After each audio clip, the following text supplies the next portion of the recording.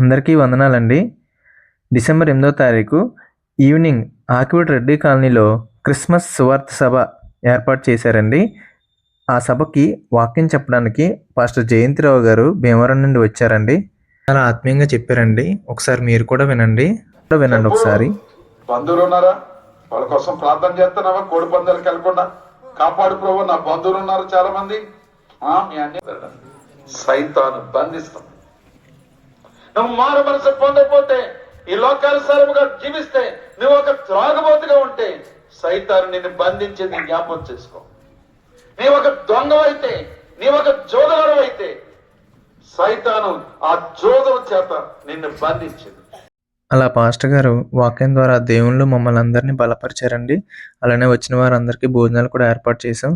అదేవిధంగా books exhibition కూడా పెట్టారు ఇక్కడ.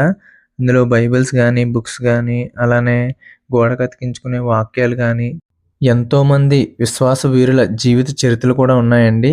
సభ దేవునికి చాలా మహిమకరంగా జరిగింది. సభకు వచ్చిన వారందరికీ మారు మనసు కలగాలని చెప్పి మీరు కూడా ప్రార్థన చేయండి. సభ ఏర్పాటు చేసిన వారు మా తాతయ్య గారు, నాయనమ్మ గారు, మా సతీష్ బాబాయ్ గారు. అందరికీ